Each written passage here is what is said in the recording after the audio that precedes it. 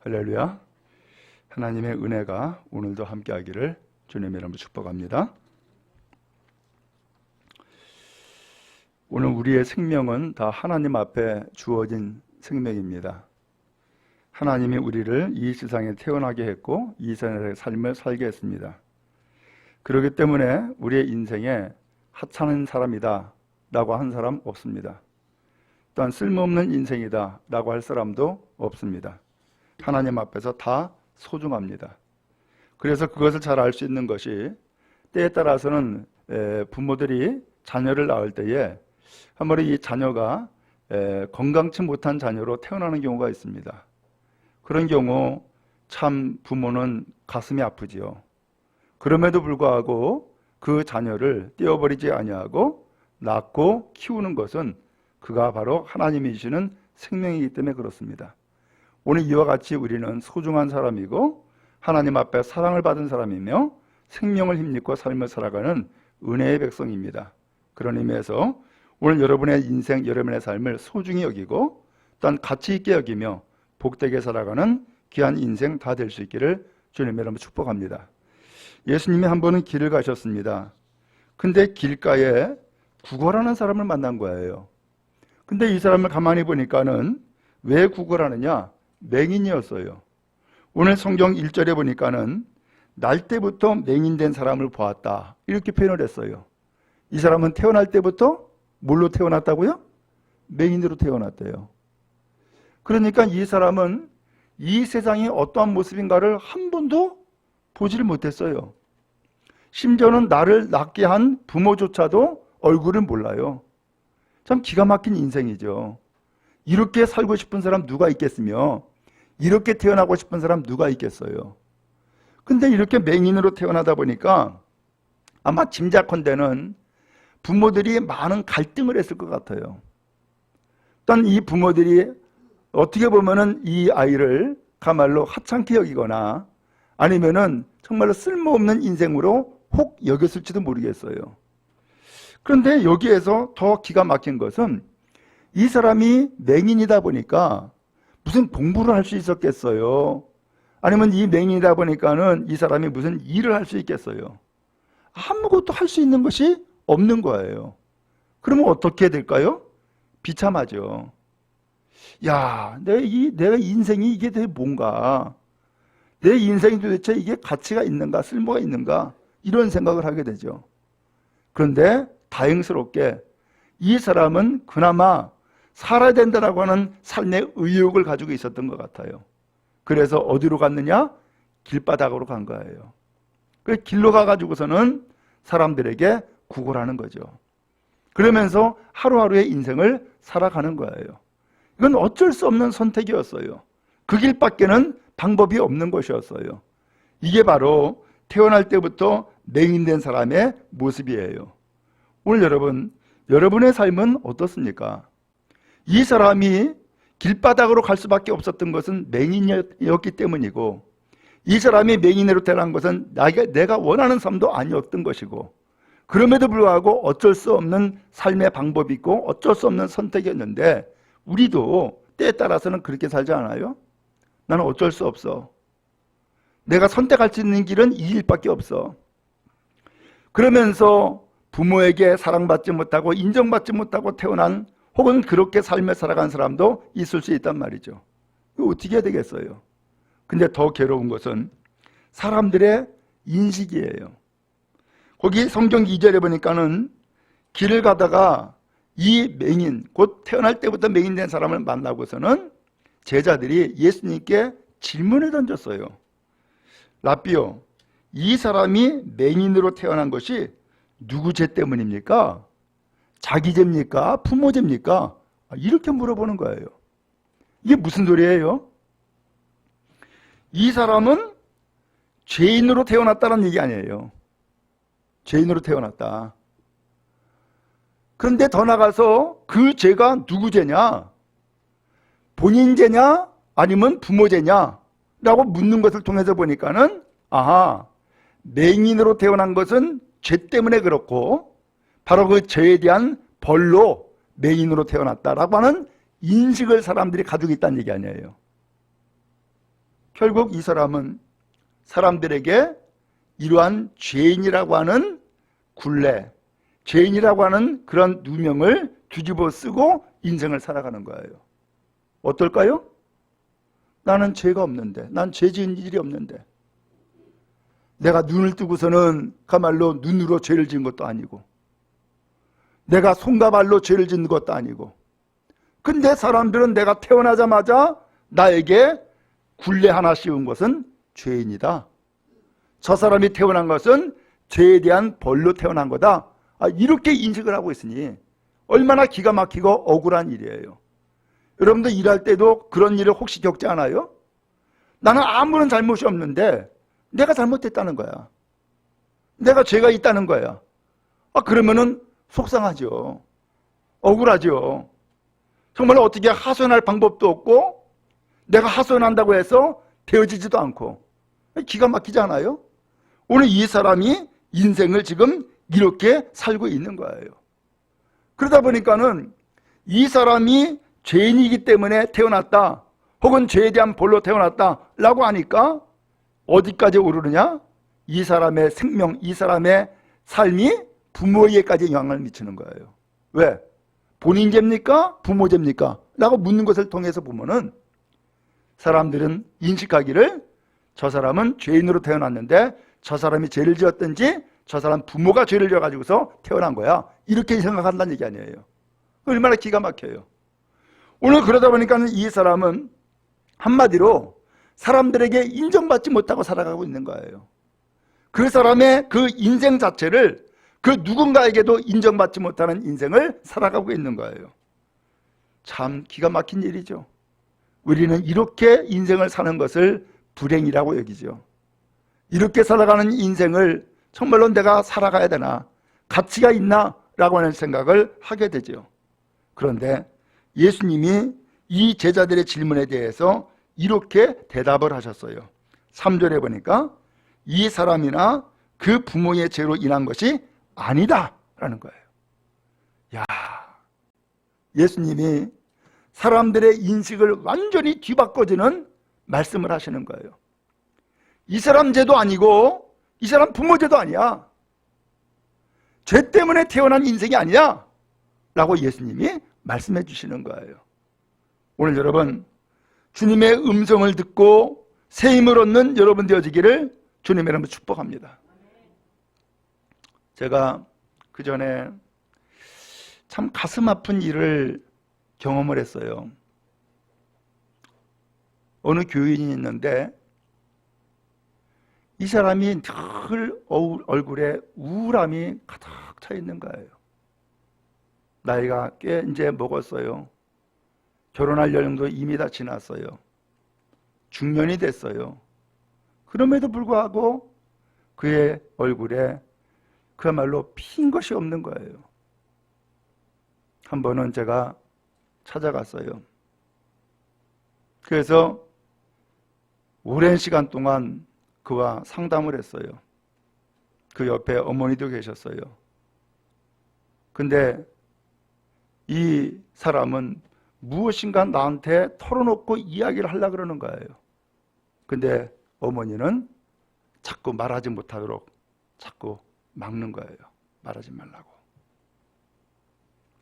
결국은 이분이 이야기를 했어요. 이야기를 했는데 그의 일생에 참 슬픈 이야기, 고통스러운 이야기를 하는 거예요. 고등학교 때 선생님을 좋아했대요. 근데 결국은 그 선생님에게 상처를 받은 거예요. 그리고 그 선생님은 다른 사람과 결혼하고 떠나버렸어요. 이 사람은 완전히 버림을 받았어요. 그래서 충격을 받고 버림받고 그는 우울함에 빠진 거예요. 그 이야기가 그의 인생의 가장 큰 상처였고 고통이었어요. 그 사건 때문에 그의 인생은 완전히 꺾여지게 된 거예요. 그래서 이야기했어요. 그것은 당신 잘못 아니다. 당신 잘못 아닙니다. 그러니까는 내가 벌 받았다 혹은 내가 죄 받았다 생각하지 말아라. 그것은 그 사람이 잘못한 것이지 당신 잘못 아니다. 그리고 예수님의 복음을 다시금 전해 주었어요. 그 이후로 이 사람은 얼굴이 폈어요. 자애함을 얻었고 다시금 회복된 삶을 살아갈 수 있게 되었어요. 사람들은 보통 인식하죠. 저 여자가 행실이 올바르지 못하니까 그러겠지. 아니에요. 그건 사람들의 인식이고 사람들의 말이지 나는 그렇지 않단 말이에요. 오늘 우리는 습관적으로 혹은 전통적으로 우리가 나쁜 인식을 하고 그렇게 사람을 아예 규정해 버리는 경우가 있어요. 그것은 내가 정죄하는 죄를 짓는 것이요, 또 상대방을 정죄해서 죄악으로 몰아넣는 나쁜 짓이 되어지는 거예요. 여러분, 우리의 인생은 그렇게 살아서도 안 되고 그러한 고통을 당하는 것도 바람직하지가 않은 거죠. 예수님은 이렇게 잘못된 생각을 하고 세상의 영향을 받고 또 이 맹인된 이 사람을 죄인이라고 규정하고 있는 이 제자들에게 예수님은 분명히 말씀했어요. 이 사람이나 그 부모의 죄가 아니다 라고 한 거예요. 아니다. 그러면 이 사람이 왜 이렇게 태어난 거예요? 예수님은 다시금 말씀했어요. 그에게 하나님이 하시는 일을 나타내고자 하십니다. 그의 인생에 하나님의 계획이 있다는 거예요. 그의 인생에 하나님이 무엇인가 역사하시는 일이 있다는 거예요. 그래서 그에게 이런 인생, 이런 삶을 살게 해 주셨다는 거예요. 그래요. 오늘 여러분, 우리의 인생에는 그 누구도 예외 없이 하나님의 섭리가 있어요. 하나님의 계획이 있다고요. 하나님의 뜻이 담겨 있단 말이죠. 그래서 하나님의 계획, 하나님의 설계가 우리에게 있어가지고서 이 세상에 태어나게 된 거예요. 그 전에 강용호 박사라고 있었어요. 이분이 세상을 이제 떠나셨지만은 이분이 양평 출신인데 이 사람이 소경이 된 거예요. 다쳤어요. 축구하다가 공을 맞아가지고서는 눈이 실명이 된 거야. 근데 이 사람이 비관을 했죠. 내가 이제는 앞을 못 보는데 어떻게 사나? 나는 아무것도 할 수 없는데 하고선 쓸모없는 인생으로 생각을 했어요. 그런데 그가 생각을 달리했어요. 분명히 나에게 하나님의 뜻이 있을 거야. 그리고 분명히 나에게 하나님의 계획이 있을 거야. 그리고서는 그가 실명됐음에도 불구하고 공부를 했어요. 열심히 공부해가지고서는 결국은 박사가 됐어요. 그리고 그 사람이 세상에 좋은 일들을 하기 시작하는 거예요. 오늘 여러분, 우리의 인생도 마찬가지예요. 때에 따라서는 오늘 우리가 원치 않는 길을 갈 때가 있어요. 마치 길바닥에 버려진 것처럼 그런 인생에 버려진 인생으로서의 삶을 살아갈 때가 있단 말이에요. 그러나 그것이 내 인생을 다 말할 수는 없어요. 때에 따라서는 사람들이 이야기를 해요. 수군거려요. 저 사람은 죄인이야. 저 사람은 맹인이야. 태어날 때부터 저렇게 태어났어. 저 사람 죄 때문에 그럴 거야. 그러나 그건 그 사람들의 이야기예요. 그 사람들의 이야기에 내 인생을 맡길 수가 없어요. 그 사람들의 말이 내 인생을 말해주는 것이 아니에요. 내 인생은 내가 이야기해야 되고 내 인생은 나에게 향한 하나님의 뜻과 계획이 있는 것을 내가 알고 그것을 이야기해야 돼요. 그래야만 인생을 복되게 살아가는 거예요. 오늘 예수님께서는 이 길에서 이 태어날 때부터 소경된 이 사람을 만나셨고, 제자들은 누구 죄입니까? 라고 묻고 있지만 예수님은 아니다 라고 말씀하시는 거예요. 그렇습니다. 주님은 사람들의 정죄와 비난, 혹은 사람들은 이러한 모욕에도 불구하고 분명히 우리에게 말씀합니다. 그 사람들의 말은 아니라는 거예요. 그게 너의 인생이 아니라는 거예요. 그게 너의 삶이 아니라는 거예요. 너는 죄인이 아니라는 거예요. 너는 이 죄를 안고 태어난 인생이 아니라는 거예요. 분명히 하나님의 계획이 있고 하나님의 뜻이 있으며 하나님의 섭리가 있는 인생이다라고 선언하시는 거예요. 그러면서 예수님이 말씀했습니다. 때가 아직 낮이다. 여러분, 낮에는 뭐예요? 일하지요. 밤에는 뭐예요? 쉬고 잠을 자요. 지금은 낮이라는 거예요. 그러면서 하시는 말씀이 나를 보내신 이의 일을 우리가 하여야 한다. 나를 보내신 이, 예수님을 이 세상에 보내신 분이 계시다는 거예요. 그래서 그분의 뜻에 따라서 그분의 일을 우리가 해야겠다는 거예요. 예수님의 말씀이에요. 그래서 예수님도 보냄받은 인생이라는 거예요.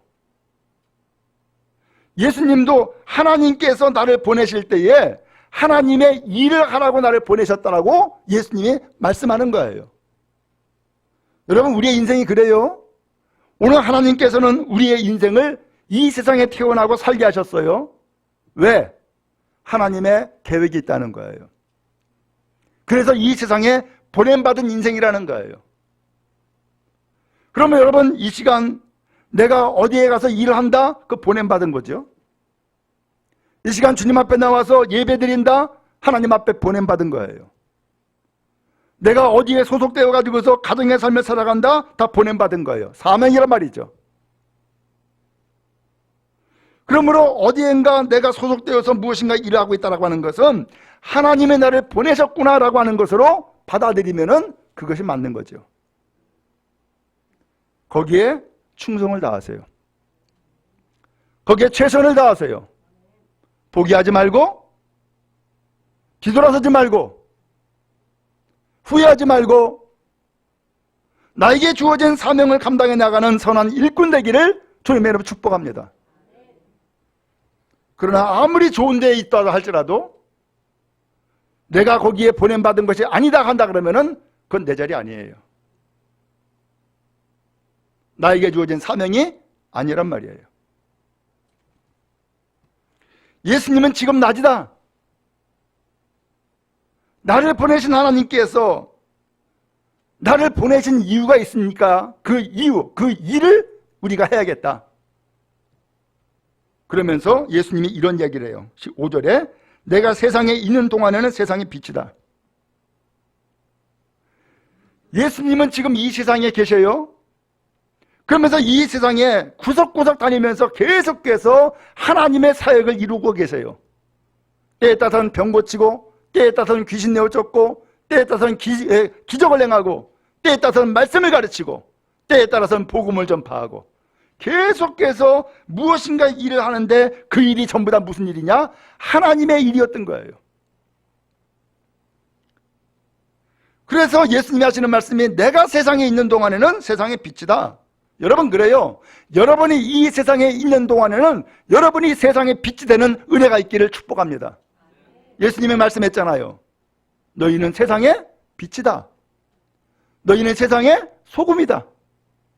이게 무슨 소리예요? 세상에 빛을 비추는 사명을 감당하라는 뜻 아니에요. 세상에서 소금되는 사명을 감당하라는 뜻 아니에요. 그럼 여러분, 우리의 인생은 무엇인가에 보냄받았다는 사실을 먼저 기억할 수 있기를 축복합니다. 근데 이 사명을 알지 못하면은 우리가 정신을 잘 갖지를 못해요. 이게 보냄받은 것이 아니라 내가 선택한 것으로 생각을 해요. 내가 선택했다고 생각하니까 어떻게 해요? 포기할 수도 있어요. 그렇죠? 이게 차이예요. 그러면 내가 보냄받았다라고 하는 생각을 하면은 바로 그것이 사명이에요. 그러나 내가 선택했다고 생각하면은 내가 선택한 것을 포기할 수도 있어요. 오늘 여러분, 누가 내 인생을 살아가요? 내 인생을 주시는 하나님이 내 인생의 주관자가 되셔서 나를 이끌어가는 거거든요. 근데 하나님이라고 하는 그분을 알지 못하고 내 인생은 내 거야, 내 마음대로 살아가 라고 한다 그러면 모든 생각은 나에게 집중되고 모든 결정은 내가 하는 거예요. 그러면 내가 내 인생을 살아가는 것이고 내 인생을 책임지는 거죠. 거기에서 수많은 오류를 경험하게 돼요. 그러나 분명한 것은 그것이 아니라 오늘 우리의 인생은 하나님이 보내신 인생이에요. 하나님의 계획이 있고 하나님의 섭리가 있어요. 그래서 하나님의 뜻을 이루는 것이 복된 인생이고 하나님 앞에 합당한 삶을 살아가는 거예요. 이 말씀하고 예수님이 땅에다가 침을 뱉었어요. 그리고 진흙을 이기고 그의 눈에 바르시는 거예요. 저는 이게 참 이상했어요. 아니 그냥 태어날 때부터 소경된 사람, 다른 데도 보면은 소경된 사람을 눈 고친 사건들이 있잖아요. 그렇죠? 예를 들면은 바디메오 같은 경우 길거리에서 그야말로 구걸하다가 어떤 무리가 지나가는 소리를 듣고서는 누구냐고 그랬더니 예수님 지나간다고 했더니만은 소리치잖아요. 다윗의 같은 예수여 나를 불쌍히 여겨달라고. 그래서 예수님이 그 사람을 불러요. 네 소원이 뭐냐? 나 눈뜨기 원합니다. 네 소원대로 되리라. 눈 떠버렸어요. 그렇죠? 그런데 이 사람은 땅에다가 침을 뱉었고 진흙을 이겼고 그의 눈에 발랐어요. 이 사람에게는 말씀만이 아니라 무엇인가 예수님께서 물질로 행하신 일들이 있는 거예요. 이상하죠? 누구는 말씀으로 그냥 고쳐버리고 누구는 이렇게 침 뱉어가지고 진흙으로 이겨가지고서 눈에다 바르고. 근데 이것이 쓸모없는 행동이었느냐? 아니죠. 뭔가 의미가 있죠? 먼저 땅이라는 건 뭐예요? 우리의 삶을 얘기하는 거예요. 우리의 삶의 터전이 땅이에요. 그런 침을 뱉었어요. 침은 무슨 기능이 있어요? 침은 소화도 잘 되게 만들어주고 침은 소독하는 기능이 있어요. 그렇죠? 그 다음에 진흙에 이겼어요. 이 진흙과 땅은 좀 차이가 있습니다. 진흙은 이것을 잘 이어붙여 가지고서 단단하게 만들어주는 그런 기능이 있어요. 그렇죠? 그리고서는 그의 눈에다가 발랐다는 거예요. 땅, 그의 인생이고 그의 삶이죠. 거기다 침을 뱉었다. 그의 인생, 그의 삶을 예수님께서는 치료하시는 행위를 하신 거예요. 그 다음에 진흙에 이겼다. 쓸모없는 인생, 죄인이라고 규정하고 누구 탓이냐, 누구 때문이냐 라고 하면서 인생을 탓하는 인생으로 만들어버린 이 세상에 대해서 예수님은 이 사람을 진흙에 이김으로써 쓸모있는 존재로 만들어주시는 거예요. 그리고 그의 눈에다가 발랐어요. 결국 뭐예요? 그의 눈을 치료해 주신 거죠. 그의 눈을 새롭게 한 거예요. 그의 눈을 쓸모없는 눈에서 쓸모있는 눈으로 바꿔주시는 거예요. 그러더니만 예수님께서 실로암이라고 하는 연못에 가서 씻으라는 거예요. 그 실로암으로 보냈어요. 그래서 이 사람이 예수님이 시키는 대로 한 거예요. 실로암 못으로 갔어요. 가서 그 눈을 씻었어요. 그랬더니 이게 웬일이야? 눈이 보이는 거예요. 야, 그의 눈이 보임으로써 그의 인생은 이젠 빛이 임한 거죠. 여러분, 왜 실로암에 보냈을까요? 실로암 말고도 다른 것이 있을 텐데, 예를 들면은, 예? 저 말고 대야에다가 물 떠가지고서는 씻어라. 이럴 수도 있잖아요. 근데 왜 실로암이라는 연못에 왜 보내냔 말이에요. 여기에서 실로암은 번역하면 뭐라고요? 보냄을 받았다라는 뜻이라는 거예요. 아하, 이 사람을 예수님께서 실로암에 보내신 것은 보냄받았다라고 하는 그 사명지, 보냄받았다라고 하는 그 부심이 있는 곳, 그것으로 예수님께서 보내주심으로 그의 눈을 씻고 밝은 눈으로 오게 만들어 주신 거예요. 이 사람은 어디로 보냄받았어요? 길거리가 아니었어요. 이 사람을 보내주신 것은 길거리가 아니라 실로암이라는 연못으로 보내주신 거예요. 오늘 여러분, 주님은 우리의 인생을 길거리로 보내지 않았어요. 구걸하는 인생으로 보내지 않았고요. 사람들이 죄인이다, 저 사람 죄인지 부모 죄인지 하면서 죄를 탓하는 곳으로 보내지 않았단 말이죠. 예수님은 어디로 보냈느냐? 사명지로 보내신 거예요. 그 사명지는 뭐예요? 그 누군가 고통당하고, 그 누군가 정죄를 받고, 그 누군가 버림을 받는 인생을 또다시금 살아가는 사람들을 향하여서 내가 눈을 떴어, 내가 예수를 만났어, 내가 예수님 말씀 듣고 실로암에 가서 씻었더니만은 내가 눈 떠버렸어, 내 인생이 새로워졌어 라고 하는 것을 다시금 증거하도록 나를 실로암으로 또 보내신 거란 말이죠. 여러분, 여러분이 있는 곳이 실로암이 되기를 축복합니다. 씻고 새로워지는 것으로, 눈을 뜨는 것으로, 그리고 절망과 탄식에서 이제는 소망과 믿음으로 살아가는 곳으로 보냄받는 역사가 여러분 모두에게 임하기를 주님의 이름으로 축복합니다. 사람들은 이 사람 보고서는 놀래버린 거예요. 그래서 혼돈이 생겼어. 저 사람? 길에서 구걸하던 사람 아니야? 어떤 사람은 그렇대. 어떤 사람은 아니야, 닮았어, 그 사람 아니야, 그러는 거예요. 누가 이것을 확실하게 말할 수 있어요? 본인이 말하면 되잖아. 그래서 9절에 보니까는 이 사람이 내가 그 사람이요 라고 얘기를 하는 거예요. 내가 그 사람이요. 사람들은 이 사람을 과거에 어떻게 봤어요? 저 죄인이야, 죄 때문에 태어난 사람이야, 벌 받았어 라고 생각을 하고 그렇게 말하고 그렇게 인식을 했는데 이 사람이 눈을 떠버렸어. 그러면 이 사람 말한 게 뭐가 된 거예요? 잘못된 생각이었네? 잘못된 말이었네? 왜? 눈 떠버렸으니까, 앞을 보게 됐으니까. 오늘 여러분의 인생에 이와 같은 역사가 있기를 축복합니다.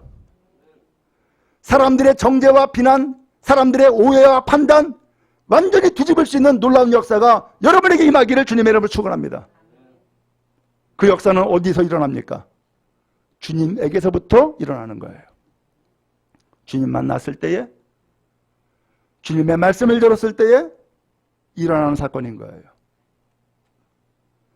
바라기는 이 교회가 여러분의 실로암 되기 바라고, 여러분의 가정이 여러분의 실로암 되기 바라고, 여러분의 일터가 실로암 되는 역사가 있기를 주님의 이름으로 축원합니다.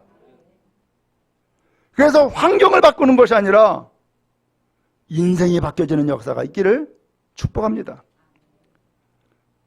보통 많은 사람들은 전부 다 환경 얘기를 해요. 시간이 어떻다, 장소가 어떻다, 거기다 환경 얘기를 해요.